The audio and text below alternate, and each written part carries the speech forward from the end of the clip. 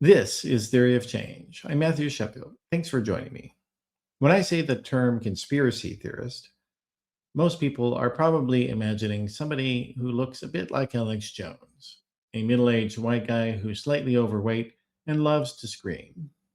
And to be sure, there are a lot of people out there like that who fit the profile, supporting Donald Trump as fanatically as possible. But the unpleasant reality is that there are many other people who look very different from that, but share the exact same disturbing beliefs. And as Noelle Cook, my guest on today's episode, has discovered firsthand, many conspiracy theorists are women, including some of the people who stormed the US Capitol on January 6, 2021. Noelle has been following several of these women since she coincidentally happened to be at the Capitol on that terrible day, and her work is very important and very fascinating. It's much deeper than the rural diner safaris that have become infamous in American media.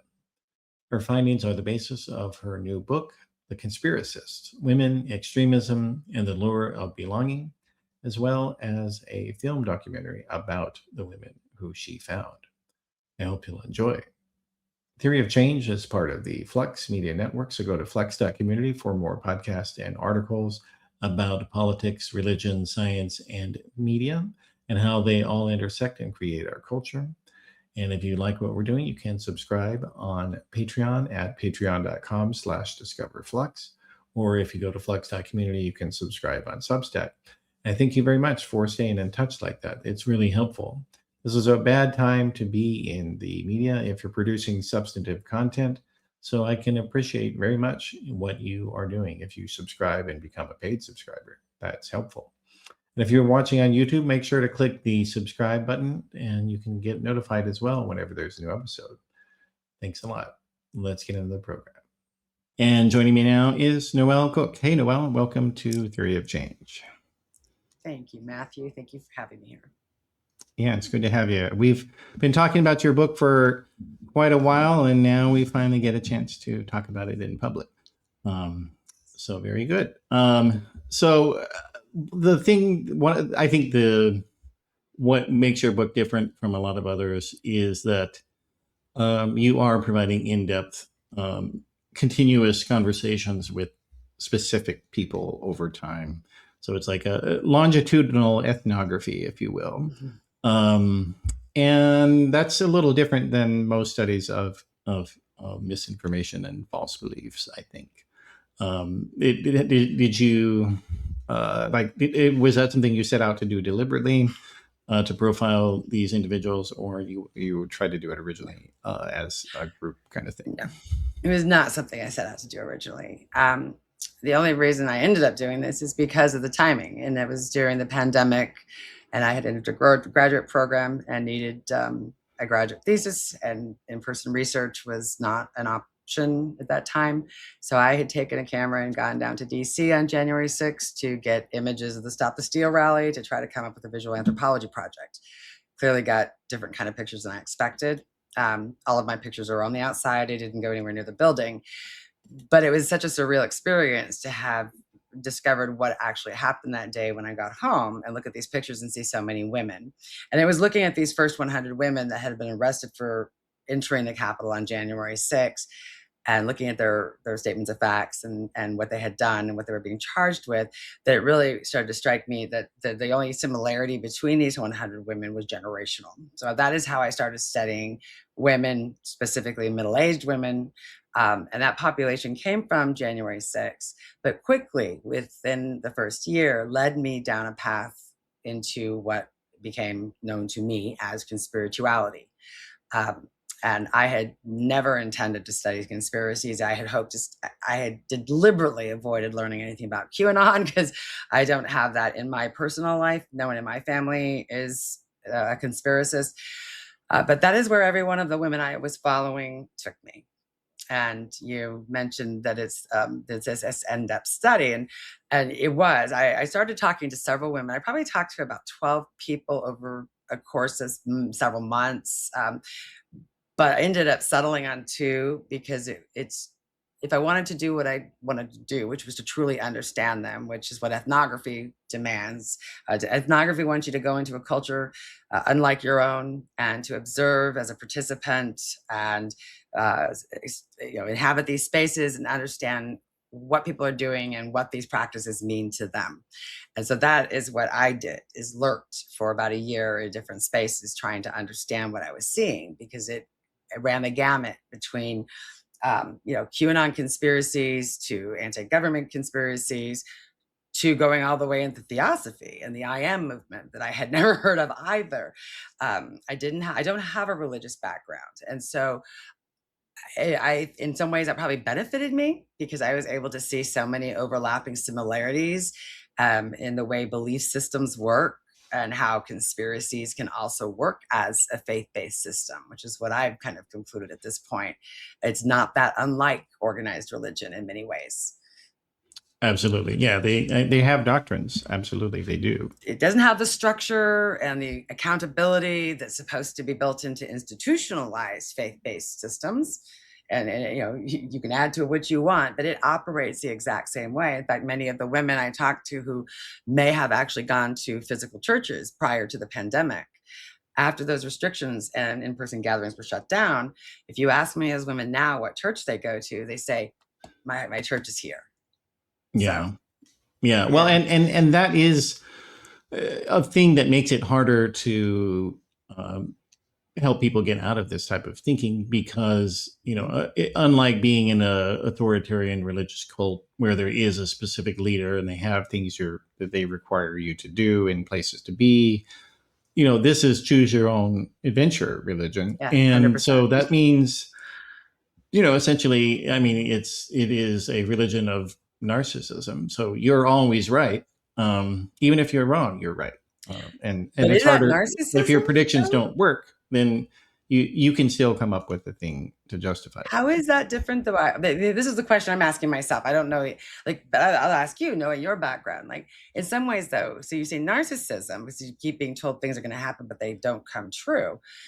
Would you say the same thing then for people who believe in the apocalypse, for example, the people who put the date? I mean, I know that's an extreme and we don't take that seriously, but there's a lot of faith-based systems that ask you to keep waiting for something that's going to happen, that you just have to have faith will, right? So is that narcissism? Well, I mean, that particular thing is, I think there is a narcissism involved in how it's performed. Yes. Yeah, there is narcissism involved in that, I think, because, yes. You're saying, I personally know when the world will come to an end. I know. Right. Right. So there is narcissism in that. And just simply the nature of, I personally know, what God is and what God wants. That is extremely narcissistic. And so, when you look at religions that have persisted over longer time periods, they've kind of burned a lot of that stuff away because they, in their early years, they were like that, saying, Christianity, the early Christians were saying Jesus is going to come back during our lifetime. Like, that's the story of the early apostles. You can see that over and over. Most of the QAnon conspiracists believe that too. Yeah, that's what I'm saying. Most conspiracists believe that too. Yeah. Yeah. But what's different, I think, though, with regard to this, kind of modern religion, is that it's self-directed in many ways. Yes. And so that's what makes it harder to help people get out of, because it's what makes it even more dangerous. It is. Yeah, absolutely. And so it's easier. It is both easier to weaponize and harder to falsify, because technically Donald Trump doesn't tell these people to do anything. No. He doesn't need to, because it's also a community that operates through signals and codes. The whole thing with conspiracists is to decode things. So if you're at a Trump rally and you hear that thunder in the background coming from the loudspeakers and is playing that song, that's a wink and a nod to keep the faith. The storm is coming. And it's kind of, to me, what I've grown over time, and this is absolutely not to be offensive towards organized religion, but as I move from saying, these are just these delusional people who have just lost touch with reality. I, of course, by the time I'm actually talking to people, I know that that's not true, right? I know they're not just mental illness is not the reason here. there is the belonging and the participation factor for sure. But when I started listening to some of the things they would tell me about their previous practices spiritually, which was in organized churches, evangelical churches, some of the messages, and it's very easy to swap those for like the conspirituality realm, because they all talk about a new, a problem being solved. You just have to be patient. Sometimes you have to suffer, right? But then there's this great reward at the end for that, and if you're a Christian, you believe that's heaven, that's your great reward. And if you're a conspiracist, you believe that you're ascending to Earth in 5D, which is basically heaven, except you're still alive, I guess. I've never quite I still haven't really figured out exactly what that looks like when we ascend to, well, I won't be ascending, but when we ascend to 5D. I've already been told I'm too 3D. Huh? Yeah, you're not eligible, Noelle. Sorry. I'm not. I am too 3D. I have not leveled up in the game yet. So yeah, well, and we have seen that over the years that a number of evangelical pastors they've been forced out by their congregations, actually, right. Because they won't preach QAnon religion. But they can do it from their living room. I mean, I've watched, that's the other thing the pandemic allowed for, right? Because physical locations were off limits at that point.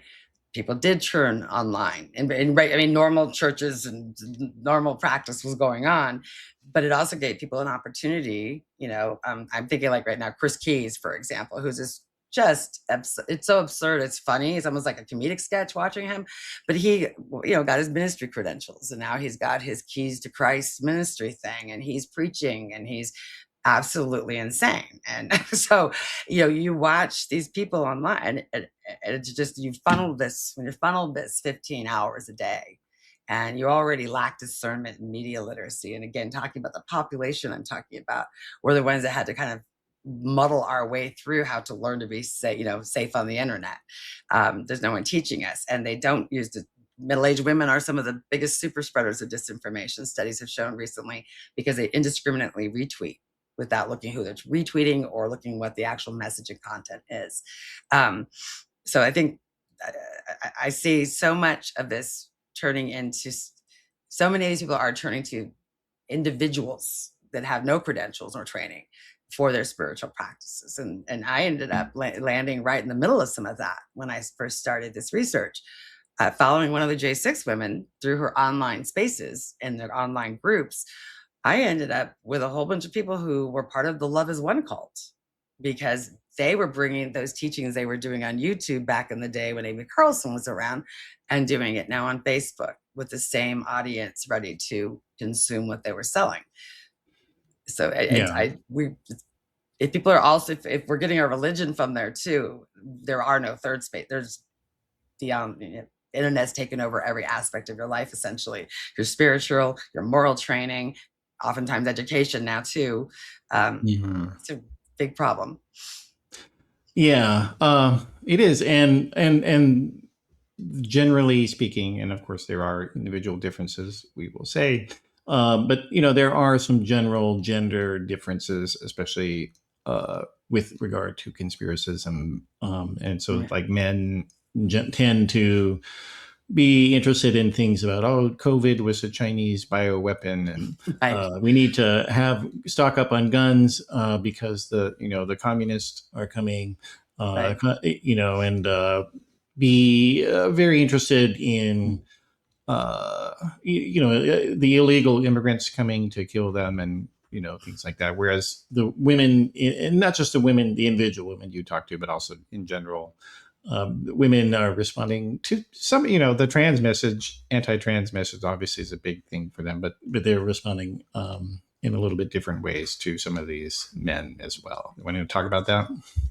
Yeah, and I think that was another place where this became, I think this burst into the mainstream. I think this has always existed, but the pandemic really allowed it to kind of burst into the mainstream, because the pandemic's touched on so many different pieces that women are allowed to participate in, right? It was the sphere of womanhood. It was your family's health. It was your family's nutrition. It was your family's education, moral training, all of those things.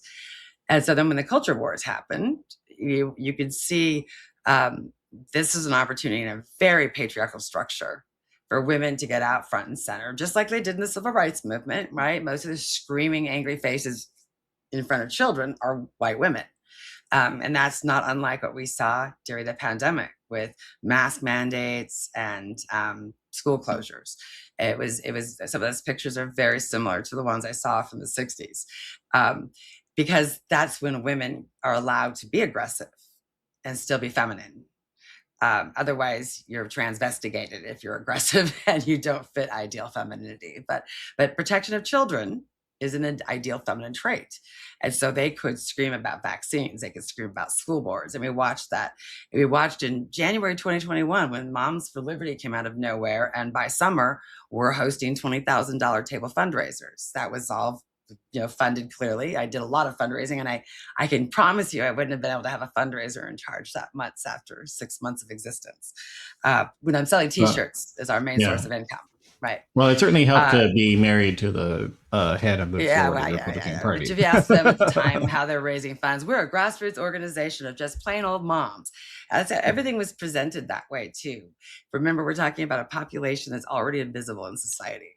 We're past our reproductive use, and most of us are either making very little money or aren't contributing anything to the GDP. So there's very little use for women over 50 in our culture. And so what the pandemic did, and so many of these issues did, and the culture wars did, is gave women a voice and visibility. If you look at some of the leaders of the movement building that had taken place on the right over the last 5-6 years, there are a lot of Gen X women there. You look at the Women for Trump. You look at someone like Lee Dundas, who was one of the original organizers of the truck convoy.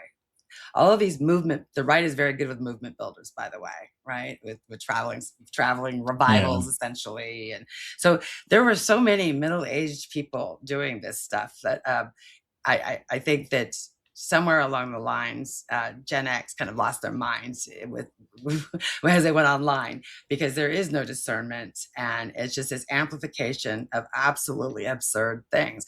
When I did that documentary in 2023, it all was very spontaneous and unplanned the way it worked out. But the two women in the book, Tammy and Yvonne, were able to meet each other in person for the very first time.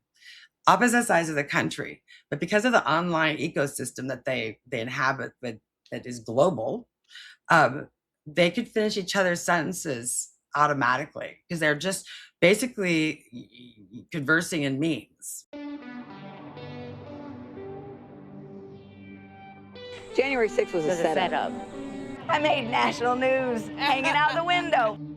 So more importantly is that they're being stripped of. So I'm here with Yvonne at Freedom Corner. You were just convicted for January 6th. And I was just sentenced. It does feel like the world's going slightly mad, right? Right, but it's just darkness being exposed. We've never been to the moon, they're lying. We've never been to the moon. Not through traveling through space. Yeah, they control the weather. They modify hard. There's a set. Who controls the weather? The elite. And I'm like, what the heck? So I go, and this is before I knew about McDonald's too. I got myself an Egg McMuffin. What about McDonald's? They use human meat. Use human meat. Okay. Yes. Yeah. So when you're terrified, your adrenaline glands pump adrenaline into your blood, and they drink the blood of terrified people, and that is what keeps them younger. And it also Who drinks the blood of terror? these elite pedophiles. My head's exploding.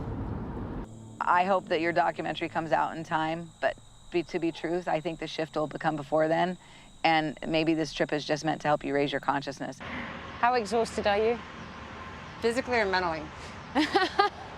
I think the mental exhaustion just comes from the realization of just how far gone so many people in this country are. Not just this country, globally.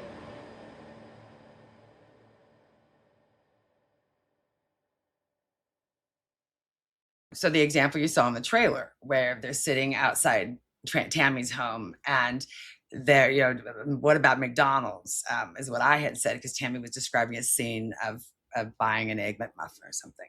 And they literally both said at the same time, they serve human meat. Well, I hadn't actually, I knew this already going into that because I saw the memes on there.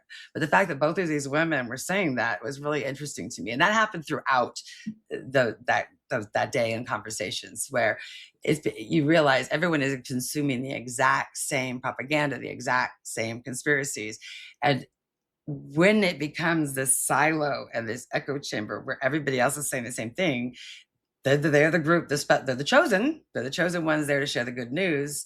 And the rest of us either get to choose to purify ourselves or to stay deceived. And that's another reason I think that it really works well with thinking about it as a belief system based in faith. It's very similar. And you have your congregation that you believe it with and that you work with in your online spaces. And then you've got today, I lose more hope than ever in trying to dislodge any of these types of beliefs from people.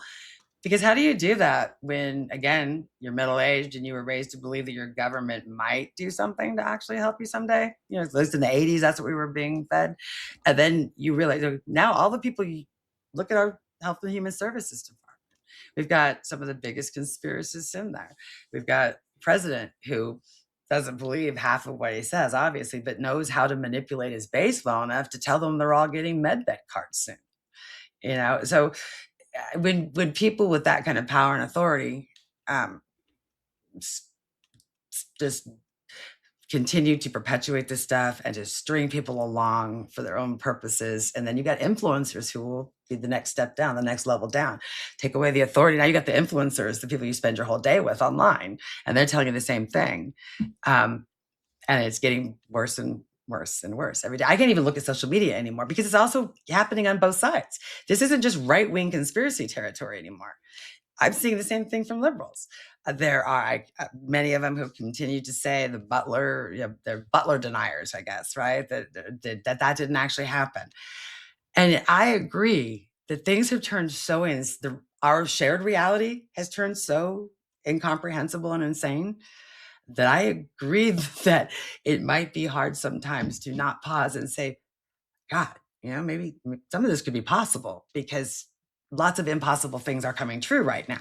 But until you have evidence, I think it's incredibly irresponsible for people with any authority or power to be stringing people along this ways, because these belief systems also have real world consequences, and because they coalesce with so many various ideologies in these online spaces, they can have long-term lasting consequences. So if you're a QAnon conspiracist, but you happen to run into a space where there's a chat about sovereign citizen, and you're able to pick and choose a couple of things that make sense, like sovereignty, right?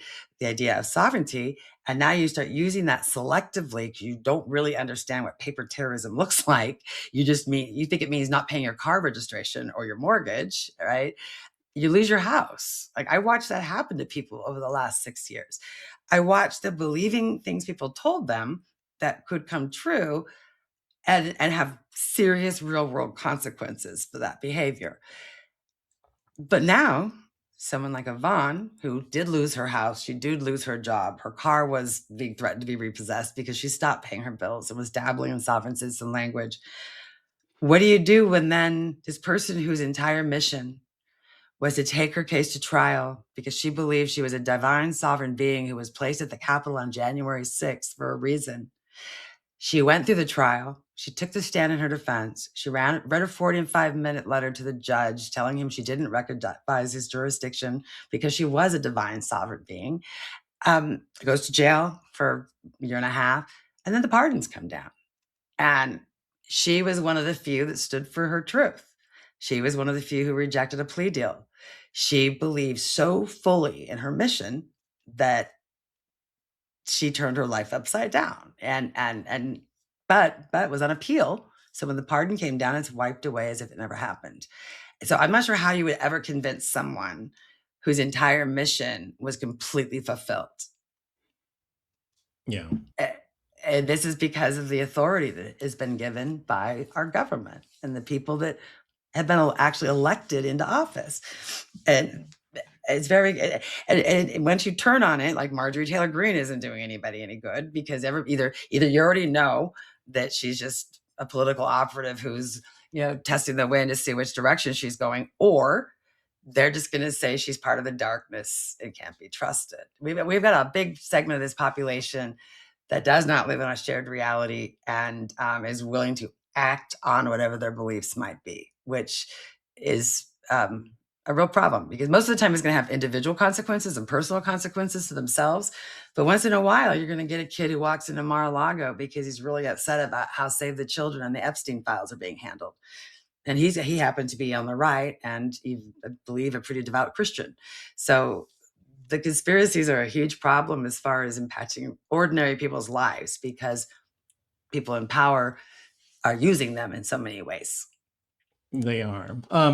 Yeah, but it's also that the conspiracy theories that they do reflect at least some basis of the bad things that the believers themselves have experienced. So in the two women that you are mainly focusing on in the book, these are women that both have experienced extreme poverty as children, sexual violence repeatedly, raped as children and as adults, and domestic violence, drug addiction, homelessness. So it's and the society that it has no regard for them, thanks to, and this is the most horrible irony of it, is that the party that they vote for actually did this to them. Yeah.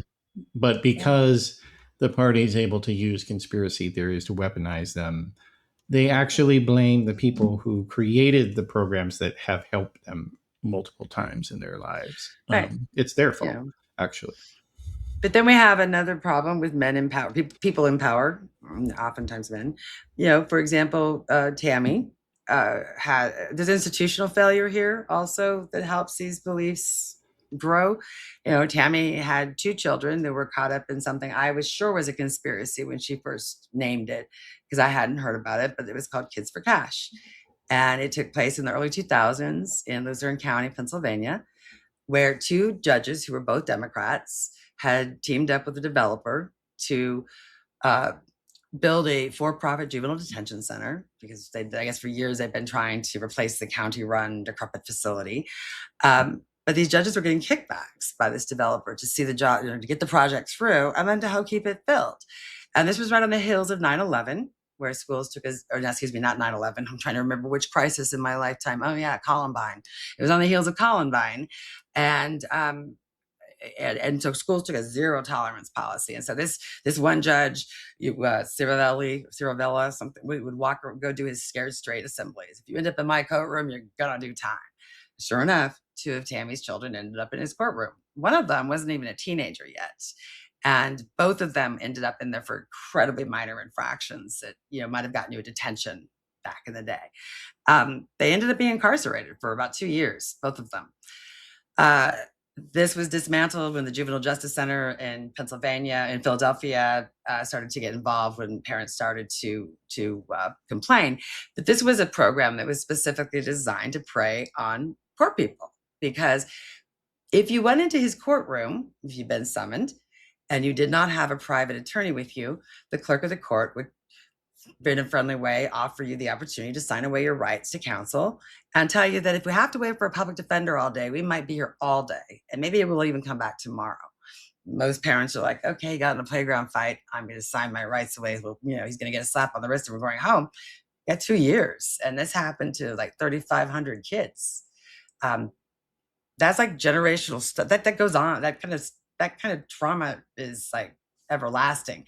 And we have such a history of decade after decade of putting people through that kind of trauma and having broken systems that betrays you, that betray you. Tammy had a child also an adult child who committed suicide in county jail. She wanted to get some therapy. She was on a waiting list for 3 months, right? Well, when you're also in poverty, your housing is precarious. And so she might be on a waiting list. And by the time her name comes up, she had to move because she lost that other apartment. And now she's got to get on another waiting list. It wasn't until she went to jail or prison for January 6th that she got this probation officer. And once she was released, Tammy did 20 days in jail for the picketing and parading. She took a plea. She told the parole officer, I've really been trying to get some help to deal with all this trauma that's been happening, the last 6 months of trauma. And it took a court order and a probation officer to get her into a therapist. And she went to a therapist and she started to get some mental health treatment. And she has a job now, and she's had a job for 2 years that she's held down. And so she has been working to improve her life. But it was institutional failures and then institutional incarceration that was able to get her any kind of services whatsoever. It's really ironic and weird to me. You know, Yeah. because you Well, think it's about a that. terrible thing, frankly. Yeah. There was no help for her until she None. was in prison. But yeah, I that irony was just kind of amazing to me, actually, that in order for someone like her to get a therapist, it has to come a court order, because otherwise there just aren't enough mental health professionals, or she doesn't have the cash for it. So yeah, it's really unfortunate. Yeah. But Well, yeah, and so so you've got so many people who are facing, and we should say, not everybody who believes in these things has had such, no, horrible life circumstances. no, That's not many at all. of No, regular that's middle class one thing people white have asked people. me about. So that is one thing people have asked me a lot about, is like, how come you only pick these two people? And part of that is because the population I had access to, many of them had an agenda. And when someone has a motivation to either become a J6 influencer, or they want to monetize their platform, I don't feel like I can really learn. I'm not going to trust what I'm learning from them is authentic. And although, Tammy's probably an extreme example of poverty, Yvonne was not. She was a family that was trying to make it in middle class, right? Yvonne joined the Marines. She was a Marine for 16 years. She had important ranks, and all the way up to drill instructor, gunnery sergeant. She lived in a middle class neighborhood and lived a middle class lifestyle. Then we see someone else in the film trailer that you showed, and her name is Jill. And she was someone that Yvonne knew, that I met on that road trip. And Jill has an advanced degree. She's a psychiatric nurse practitioner, and she's licensed to prescribe in multiple states right now. And part of that is because of the telehealth that took place during COVID. She was able to take her degree and start a telehealth practice. And she's, as far as I know, still doing that. So lives in a middle class neighborhood in a depressed area, but it's still considered middle class where she's at in Western Pennsylvania. So you have the gamut there. You look at other January 6th women. These were not just all people who weren't educated or who were living in the backwoods here. There are plenty of people who worked in healthcare. There are plenty of small business owners. One woman has a medical degree and a law degree, and they came from, I think, Yale and Stanford. So some people, they ran the gamut, which was also what drew my interest to the photographs I took on January 6th. I wasn't looking at a bunch of people like to make fun of like what they imagine MAGA supporters to look like. I see lots of memes of like people missing teeth. No, it wasn't like that at all. I was I was looking at people sitting next to each other who looked like people I would be sitting next to at a PTA meeting, or I'd run into at the grocery store, or might be my neighbor. There were plenty of people that were firmly middle class. In fact, I did that in the very beginning when I was trying to figure out what I was looking at and what this pattern was. Is anybody whose clothing or gear I could price out? I was trying to price out what people were wearing to see what we were talking about socioeconomically, because we keep talking about it being poor white people who are drawn to this kind of bigotry and these kinds of movements that some would call hateful. But that wasn't the case. I would say I think with the men involved in January 6th, it was a third small business owners, a third white collar, and a third working class. So it kind of runs a socioeconomic gamut, which is interesting, since it's going to hurt a lot of the people in that 1/3 working class position for sure, and it's trickling up into the next one too, via small businesses also. But again, when you're in a faith-based system, I think that's why you're allowed to. I think that's what allows you to vote against your own interests, because there's a certain amount of suffering until that day you're waiting for comes. Yeah, there is. Yeah. And it's these types of systems are what I call a semiotic loop, in that it is a meaning system in which everything, even disconfirming evidence, becomes proof of the belief. Right. Not And more importantly, and not importantly, but adjacently, it's a placemaking system also. In what way? It's your community. It's your family now. It's your place. It's your Mhm. space. It's the place you spend most of your waking hours. I mean, some of these people are logging their most, again, middle-aged women who are now also sandwiched in our, middle-aged. When I say middle-aged women, I'm talking Gen X right now. And I guess we're not really middle-aged. I'm being kind here. 1965 to 1980. Right. So we're that generation now who is also sandwiched in between childhood extending out an extra 10 years. And so that your kid goes to college and then comes back home. Many of us women have either faced divorce, which led to financial precarity or difference anyway. Now we're also looking at our parents who need help and are aging out. And, that's what we personally did for 10 years, is taking care of 3 different sets of parents who were in various stages of Alzheimer's while I was still getting kids in and out of college. So you don't have a lot of time to build relationships in the outside world. And it's very easy to get stuck in your online space. That's where your friends live now. That is where you go for advice. That is where you go to dump your personal trauma.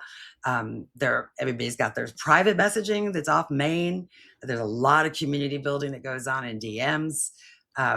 Tammy used to go to in-world Trump rallies, not to listen to what Trump was saying, but to scout around to try to find like all of her favorite QAnon influencers, like Mickey Larson Olsen and that brick suit dude. And, because she wants her picture taken with her Telegram fam and her favorite influencers. It's like looking for the characters at Disneyland in many ways.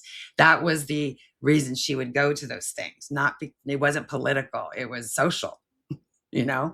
And so many of these women I watched, that's exactly what it is and has become, is a social movement for themselves, more so even than ideology, because that's flexible. Yeah. Well, and that's also where the narcissism comes in as well, because they want to believe whatever it is they happen to believe at that moment, and their family members, rightfully reject it, and the friends they have. Well, not for the reasons you want them to, though. Not all of them. Well, for their own reason, whatever reason, Yes. they don't find it persuasive. It's not because they think it's crazy. It just goes against their own crazy beliefs. Yeah. Well, and actually that is another thing that I did want to talk about. So there are so many beliefs in this stew here that we're talking about, and no one has the same beliefs as anyone else, despite the fact that they can have some apophenic recognition of other people's ideas, like the cannibal human meat at McDonald's. Right. So it's but they're still, it's just this giant mishmash of nonsense, frankly. But it seemed like, and certainly for the 2 women that you talked with, that the starting point was charismatic Protestant Christianity, for in terms of how they got initially into some of the weirder stuff, even though they were both Catholic at birth. Yeah, I think most of the women I spoke to had some kind of religious background, but weren't practicing whatever they were doing. Yvonne was. In the book, she was going to, and one of her favorite stories to tell is, I was the kid who'd take the bus when I was 8 years old to church. And she tells that story because her family wasn't going, and so she would go to various churches her friends went to, and many of them ended up being like Pentecostal churches. And she kind of was drawn to that because she liked the energy it felt. So much of these things are about how you feel, not necessarily what people are saying or what truth is, or right, but how it makes you feel. If it makes you feel a certain way, it's going to keep drawing you back, which goes back to influencers online. If they make you feel a certain way, you're going to keep engaging with their content. And so I think Yvonne found that, but then kind of drifted away from it when she was in the Marines. And it wasn't until later when she was seeking something else that she returned to evangelical Christianity, this time the Church of the Nazarene in Idaho, a Church of the Nazarene in Idaho. And that worked out for her, and that became her identity for 20 years. And Yvonne is the type that likes to jump right into a leadership role, or likes to walk right up to the bike racks, right up against the police line at the Capitol. She's got to be in the front.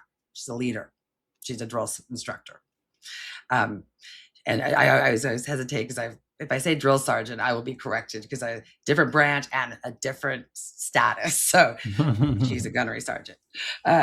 And she, so when COVID happened, this is where your narcissism part might come in here, because she was scolded by a pastor when she posted a picture of herself without a mask on when she was with a youth group. And there was a mask mandate, and her church was asking people to adhere to that. So she was, about being scolded. And then because she was starting to be ostracized, people were distancing, whatever you want to call it, as her own beliefs, as she was coming to Bible study going, have you seen this movie, Out of Shadows, right? And then talking about child sex trafficking tunnels and so forth. It got to be too much. And then when she brought in the New Age spirituality and started saying, God is a woman, she was saying that for a while when she was influenced by the online influencers, the remnants of love is one. And then she began calling God spirit and creator, but God is still synonymous. All these things are still synonymous, which is really strange. If you're not looking at people over time, on any given day, you might say, oh, she's evangelical. But the next day you're going to say, no, she's an Elizabeth Clare Prophet follower, right? Because theosophy she's follower. a neo-pagan witch or something. 100%. Yeah. That's how much. And the way I've been trying to describe it to people, especially people who aren't online, is imagine you're at a trade show, and there might be a central theme to the trade show, but it's every industry that could participate in that theme who's got their wares on display for you. And so if you walk in and the first thing you hit is an evangelical booth, okay, go get your traditional religious material. And now you're going to learn about sovereign citizens over there. And a table across the room has somebody calling themselves a Palladian. And you walk around long enough and you collect all the swag at each table and you dump it out and you end up with 2 or 3 things. But you have a keychain, a bumper sticker, and something else, and you might not ever investigate any further into the people who gave those things to you. You'll just take it because it feels good now, it works now, and it's another tool to use. And I've watched that happen with so many people that have no idea what they're talking. Someone I know, one of these women who's on Medicaid and can barely survive, is online every day encouraging people to get out there and buy their silver. And like, really, when have you ever bought silver? And so there's this disconnect. It is an alternate reality, and it's a complete disconnect from any kind of. It's a fantasy game in many ways sometimes, but it also is a fantasy game that gives you hope.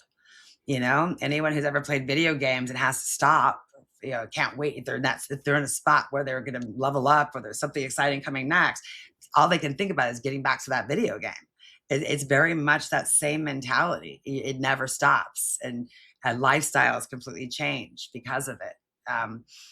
Some people, that means they don't make. One person I mentioned who's not in my book or film, but who I'm aware of, is a woman who called herself Patriot Q. Her name is Mickey Larson Olson.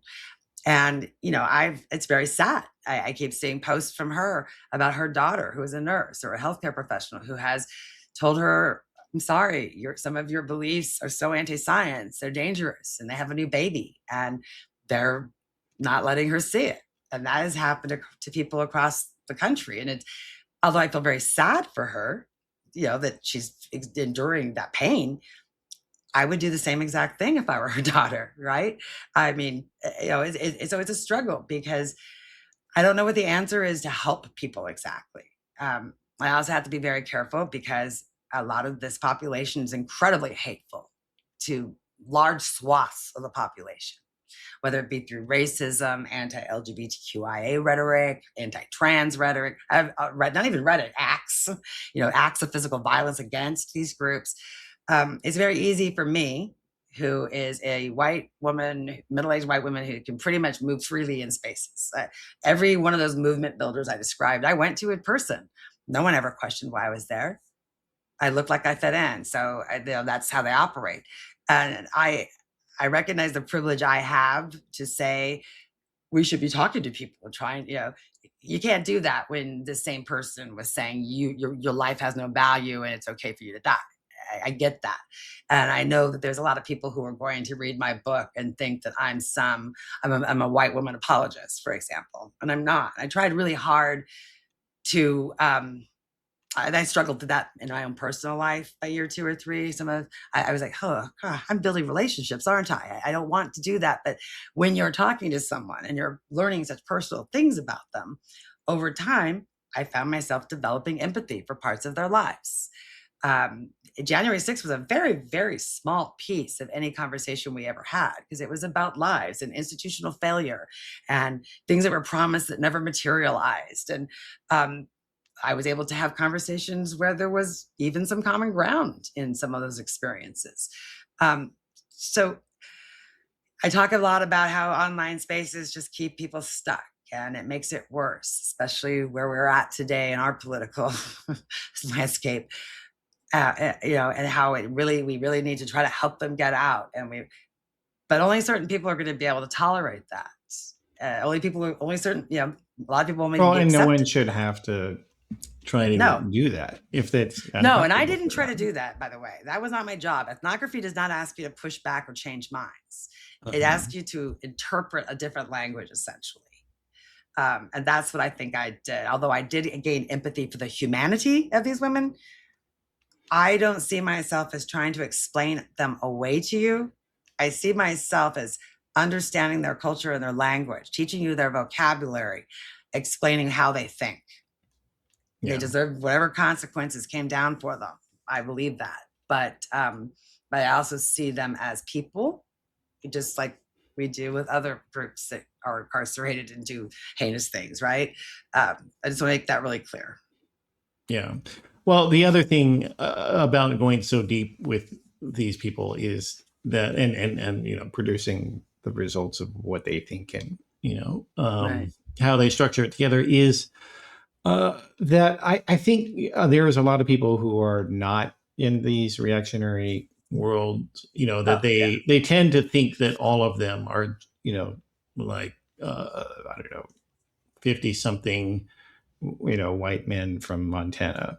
Right. Or a hillbilly with 2 teeth and living in Louisiana, right. Or something, and right. That's not the reality of the Trump extremism movement. Like there's plenty of, as you said, there's plenty of people that look like the lady you ran into in the grocery store, right. Or there's plenty of them who are not white. Like I priced out one man's gear he wore that day, between the body armor and all the other things that I could identify through Google Lens, just to see how he was wearing about $850 just on the outside of his clothing. So yeah, that idea that it's just all these poor, dumb, and uneducated people is just false. It is, and yet these beliefs, though, they are also just all over the place, and they exist in like they're on the periphery of so many other subcultures that may not be connected to them. So like, for instance, astrology is something that is popular among a lot of women, but also astrology is a huge part of these QAnon beliefs, or like the belief in that you're a star seed. You want to tell us about that one for people who don't know that belief? The star seeds complicated. The star seeds go back a while again. A lot of these things are lifted from either people who are channelers from the 70s and 80s, or from science fiction. But the idea of a star seed is that you were born into your human vessel to you're born, you forget who you were and all that you know, and you're here to live this experience as a human. And there's oftentimes a lesson involved that you're supposed to have agreed to before you came to do it. That is what Yvonne believes, is that she's a starseed, and that's why she believes she was placed at January 6th in the Capitol. She was because she wanted to go after Trump said things are going to get wild. After January 6th, it became part of her story. Well, of course I was arrested for that. I was placed there. I was supposed to be there. And that she believes she's this divine being. She also now there's what they also call these waves of volunteers, which also ties into Christianity and other religious beliefs. This 144,000. I kept seeing 144,000, but I was seeing it such diabolically different contexts and people saying it.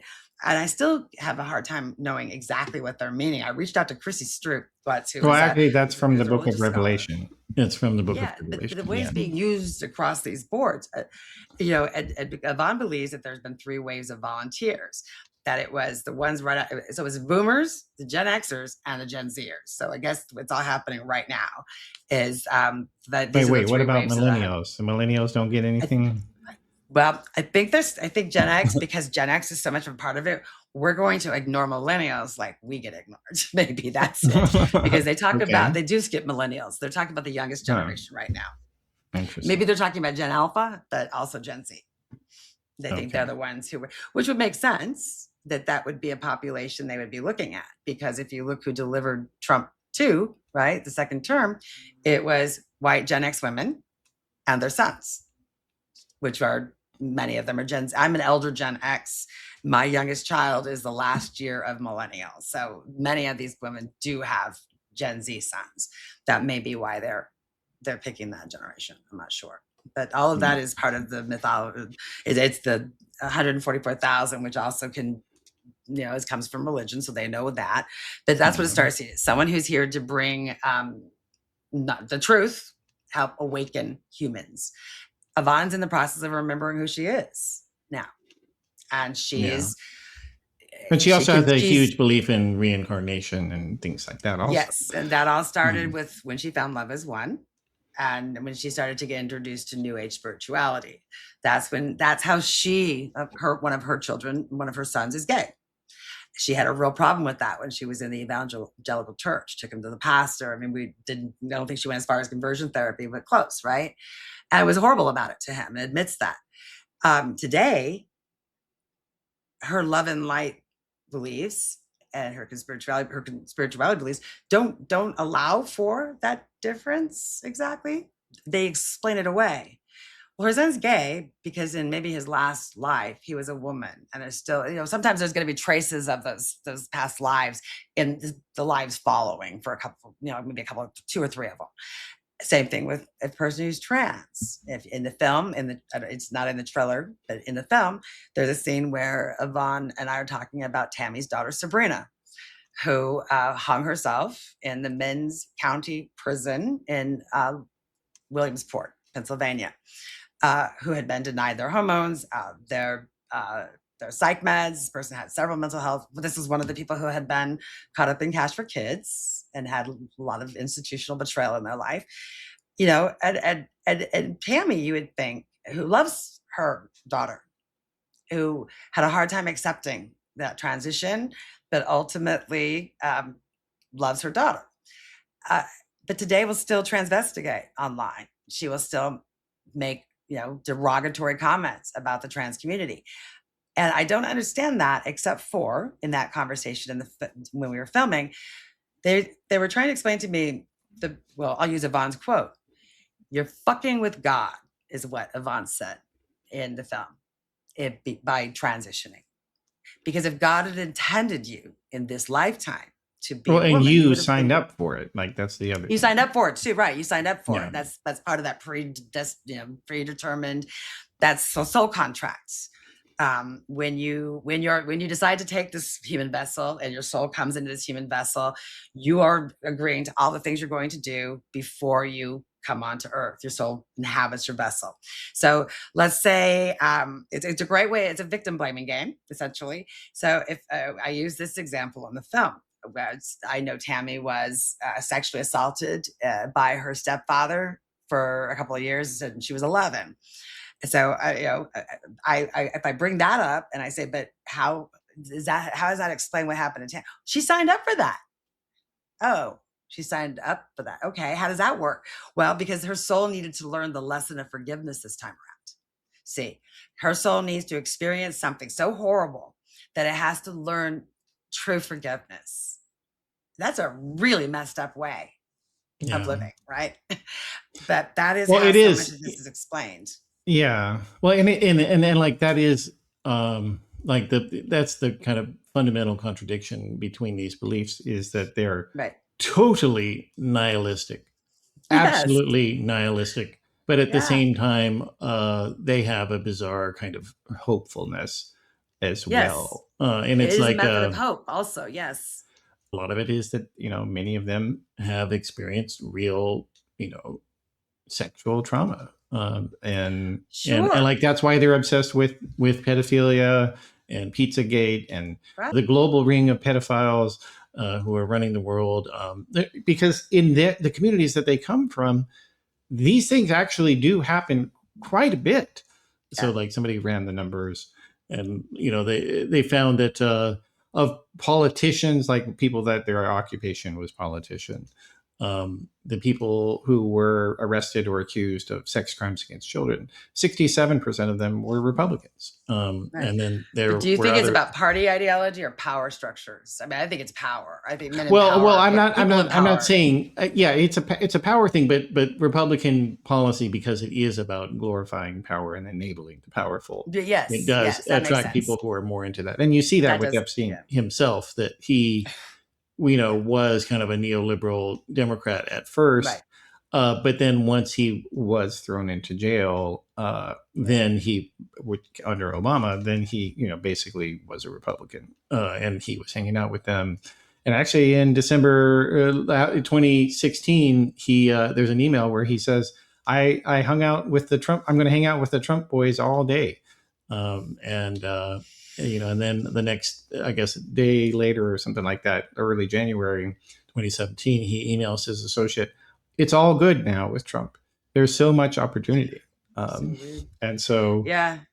But my Yeah. point though is that, so, and then you look at evangelical communities, like there's rampant abuse of, Yes. of children and Yes. women. In fact, the day we're recording this, there's an evangelical pastor named Dennis Roy who was just revealed to have sexually abused women in 2 different states for nearly 20 years. And the people in his congregation knew he was doing it, and he got away with it. So Yeah. like there is something real. And it's not- 100%. I and wasn't it's still in contradicting society that. generally, but like even like Yeah. they've experienced it more than the Yeah. average person. Especially people with some of these fundamentalist religious backgrounds, Yeah. right? We know that the documentaries are there if you want to watch them, and Yeah. definitely. Again, I think it's because of that extreme patriarchal structure in some ways, the male dominance over female bodies. That is something that is definitely more obviously on the right. And that is, that is the real challenge, is that, as we've seen so much institutional failure, as Yes. we've seen so much neglect, deliberate, and then also, deliberate screwing people over in various different ways. Right. This nihilism that has become, just so very, very common. And I think everybody kind of feels it, no matter who they are and their situation, it's easy to slide into this, well, everything is horrible and terrible, and but then someday magically it will be okay. Because what that is what that's doing is it's opting out. It's doing what Timothy Leary, the drug advocate of the 60s, drop out. Like, that's what this is. It's dropping out of reality. But it's dropping out of reality and removing the obligation of both yourself to participate in, but also in the people who are your governing officials to make things better. Like that is the terrible irony of Trump in all of this, is that, he doesn't believe in it. He believes a bunch of stupid things, but obviously he doesn't think QAnon is real, but he uses it. And then he also, his people use. So basically, he can dismantle the social welfare system that supports the people who voted for him. And then blame other people for his actions. And it's like, how the only way forward is to just say, yes, things are bad, and we're going to go after the people who did this to you. And it seems like the Democrats don't want to do that. Well, in a lot I of mean, ways. this Epstein file stuff is what's just I'm marveling at it, right? Because I don't spend a lot of the time in this space as I was doing with research. I need a break and from being online as much as I was for several years, but I do pay attention to what's being said about the Epstein files, right? Because in many ways, guess what, guys? You were right. There is a cabal of powerful people that hurt children, and they're networked and connected globally. That's true, but they're not taking them into the basement of Comet Ping Pong, and they're not. There isn't a meat grinder, and they're not using the blood from matzo balls, and they're not selling the meat to McDonald's to make hamburgers out of. Like Yeah. that's the part they're that's not true. Satanist. No, Yeah. right. This is done in Satan. Now, the problem is there are such weird things that elitists have put together for themselves, such weird societies like the Bohemian Grove. But there's some weird stuff going on, right? But it's probably more just people abusing more vulnerable people. And it's not satanic rituals. It's just plain old sadistic white men. Humiliation. Or men. Yeah. Humiliation rituals. Well, and that's the kind of the last thing that I wanted to touch on. So, now that, I mean, the other thing about the Epstein file release is, it's undeniable at this point that Jeffrey Epstein was, thick as thieves with Howard Lutnick, the Commerce Secretary, and, a bunch of people who work for Trump currently. And he got a sweetheart deal from the guy who was it worked in the first administration, Alex Acosta. Right. That was why he didn't go to prison for longer earlier. Right. And then Donald Trump is mentioned in the Epstein files a million times, and has acted very repeatedly to suppress and to censor them, and we see that there's a jury found him guilty of sexual misconduct, right? He owed someone a lot of money in a civil suit. He himself told us he's okay. He feels entitled to commit sexual misconduct. That was right before the election, the first time, right? He said it straight up. Yeah, I'll grab whatever and whoever I want because they let you. That's what entitled power looks like, right? I mean, that's you do that times all of this. That's why we've got every day I log on and say, who has to resign today? And I'm seeing stuff happening in Europe, and good old Harvard, they're just letting people retire with, I'm retiring from my professorship. Dershowitz, zero institutional consequences.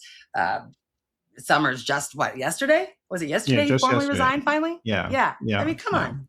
Can you imagine? Well, and no one who works for Trump has had any consequences. But I'm curious though. So have you been able? Conspiracists aren't holding him accountable either. Well, that's what I was going to ask you. So you have, since you were doing the research of the book, stayed in touch with Tammy. Yes. And what's been has she had any thoughts about Epstein in the recent few weeks and months?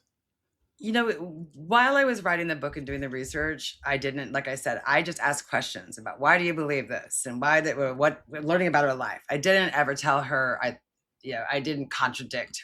She and I think, had a different situation because of her adult child suicide, because that's how this all became too personal and I couldn't do academic anymore, as I helped her out to find some resources during that time.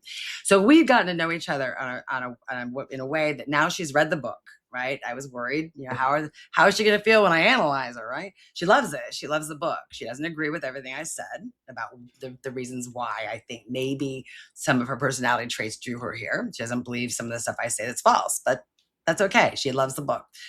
But I asked her, so we're at a place now where I can ask her directly. So, since I've known you, you've been talking about the entire draw to this movement is through Save the Children.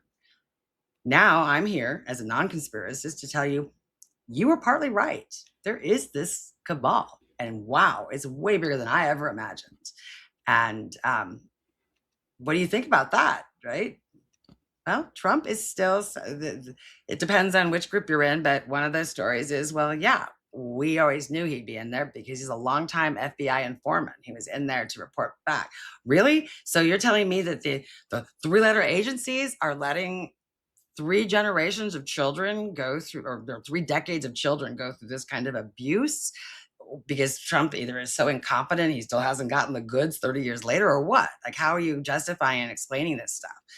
But again, it's not about rational thought. It's not about facts. It's about how you feel. And right now, she's not feeling like she's ready to lead those communities that accept her. And that's my opinion. The refusal to look at the evidence, the refusal to use logic. To me, that's a social problem. That's not an intellectual problem. That's having to determine whether or not you want to be ostracized from the groups you spend your time with. You're already ostracized from a lot of people in the real world, right? Also, you have to admit you're wrong and you don't have special knowledge and things aren't going to get better. That's another one you have to accept, that, oh, wow, I'm not going to get all that money the corporation of America has owed me that they were supposed to give me on 9/11 after all, right? That whole Sarah conspiracy. That's the one Tammy clings to because she thinks that will lift her out of generational poverty when she gets that money she's owed. She signs up for stuff online. If you want to be included when this money comes down, sign up here. So you're giving all kinds of personal information away online, right? Yvonne paid money to Love Is One toward the Ascension Fund because all this other money was going to come out from that, right? And so it's, again, it just doesn't have anything to do with intellectual capacity, or it's a social problem in lots of ways, because it is so many of these women's identity opportunity to participate and the only place they still belong. Yeah. Well, So, I mean, so they're not dealing with it right now because it means giving up too many things. Yeah. Well, and you are not in touch with Yvonne anymore.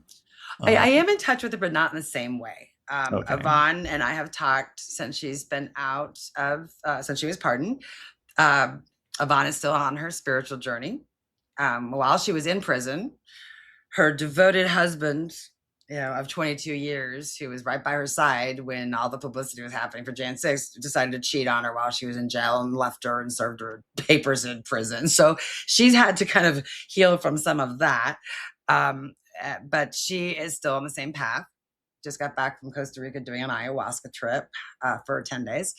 And she is all in. And she includes psychedelics in her spiritual practice with shaman and, teachers. So she's getting her God experience on the regular. That's not going anywhere. So, and I see more and more people as life, let's face it, life every 5 years, you look around and you go like, oh gosh, life got a lot harder in this way, and this way, right? It's like the beginning of the gig economy. You'd go to your day job and then you'd DoorDash at night, and everyone was talking about having 2-3 jobs, and it's still happening. And when your brain has that much stress and there's absolutely nowhere to go, you don't have time or the spaces to make social connections midlife. You don't have the opportunities, right? Many of us made friends when our kids were little, and then they all went our separate ways, and we're all divorced. And where's my social life? How do I make friends, right? That is the problem.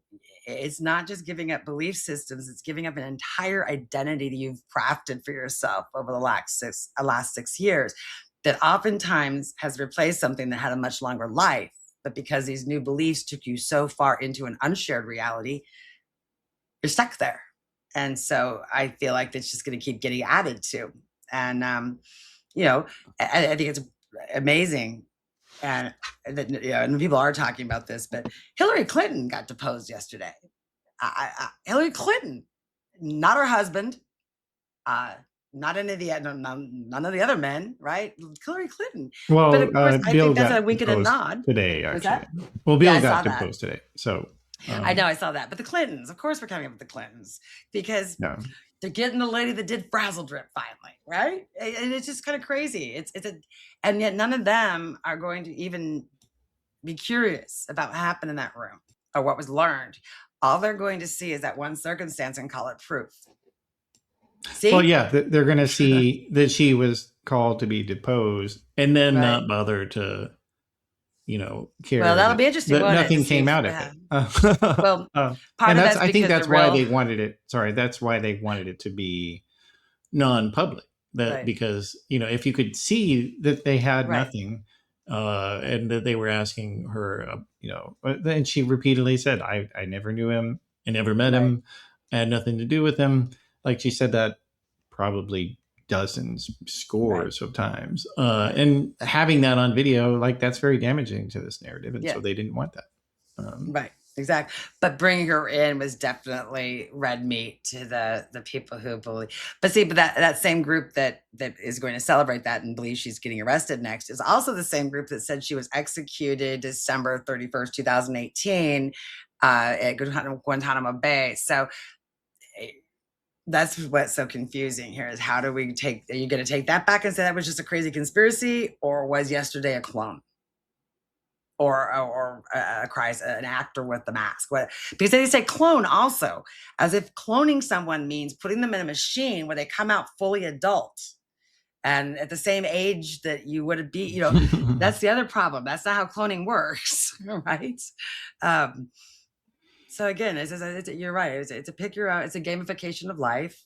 It's a way of dissociating from the everyday stress and anxiety that the real world brings harder than ever. It's a place of community, participation, and belonging for so many of these people. And that is a really powerful combination to give up. It is. Yeah. And, and I don't know, I'm not going to ask you to have the answers to, well, how do you get people out of that? Because I know there is no easy answer. But, there's one answer. What's that? Fix the institutions. Fix things so they work for people. Fix things so that people don't always have someone to blame for why everything falls to the ground for them. Fix the and help people get mental health care and help them have their material needs met.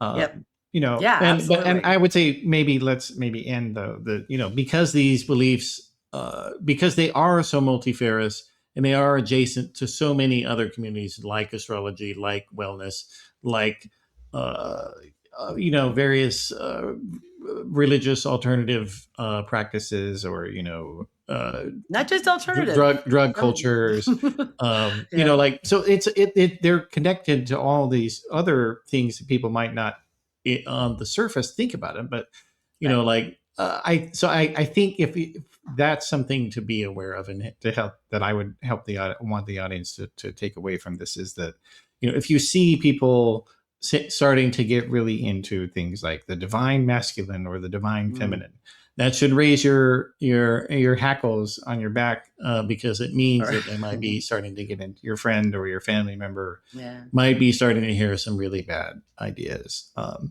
if they're referred to a shot as a jab. That's right. I mean, there's a lot of them. And the problem is I know the vocabulary now. I hear it everywhere. I hear it 555. Oh my God. No, it's angel numbers. I don't even know that one. Right?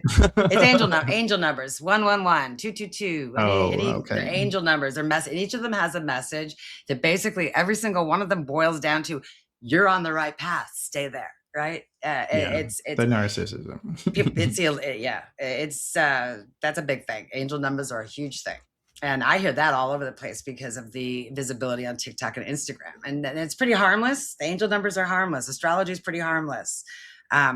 Numerology is pretty harmless. It's when you take conspiracies and you add it to all this stuff, you make it have meaning that oftentimes oppresses some other group.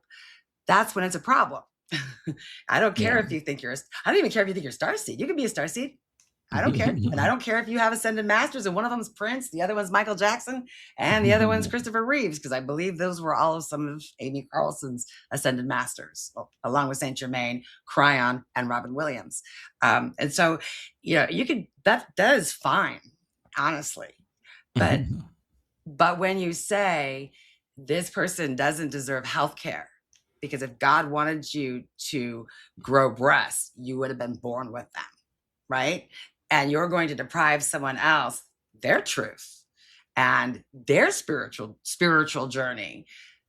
That's not just contradictory, but it's hypocritical, right? And that's why I can't take that. That's the problem. I'm not going to take you seriously when you bring culture wars in and your beliefs. Now you're as bad as every other fundamentalist religion that exists, or a fundamentalist group that makes you pick and choose who you can be with and who gets to live and who should die. And that's the part that I'm having a harder time staying in an ethnographic frame of mind about today is because I'm seeing it's grown so much worse even since I turned my manuscript in, you know, a year and a half ago or whatever it was. I'm feeling that, as you can see, and I know you, so I'm able to do it easier. Where I act like I feel a lot of anger. I feel a lot of anger and just immeasurable frustration. Because just when you think you might see a crack that could be, nope, now something else comes out, and as long as this administration is in power, that's the way it's going to stay. And it's also trickling into the left. There's a lot of a lot of liberal conspiracies going on too. And I wish we had a way to teach people to be more discerning. But I think that probably went out of the window when we all started loving reality TV. I think discernment has been in short supply for a while. Yeah. Well, yeah. Well, all right. So for people who want to keep in touch with you, Noelle, what are your recommendations for that? I am on X, but I am mostly active on Blue Sky. And my name is Noelle Cook on both. And I have a website, noellecook.com, that has links to both the trailer and more information about the film and the book. The book is called The Conspiracists, Women, Extremism, and the Lure of Belonging. The film is also called The Conspiracists, and the film is actually just starting to make its cinema run in London. And we've got about 5 dates scheduled for April. I get to go do a Q&A for, so that will be fun. Okay, nice. Well, I hope that goes well for you. Right. Well, it's been good. And thanks for joining me. Thank you so much for asking. All right. So that is the program for today. I appreciate you joining us for the conversation. And you can always get more if you go to theoryofchange.show, where we have the video, audio, and transcript of all the episodes. And if you are a paid subscribing member, you have unlimited access to the archives. And I thank you very much for your support. It's much appreciated. I'll see you next time.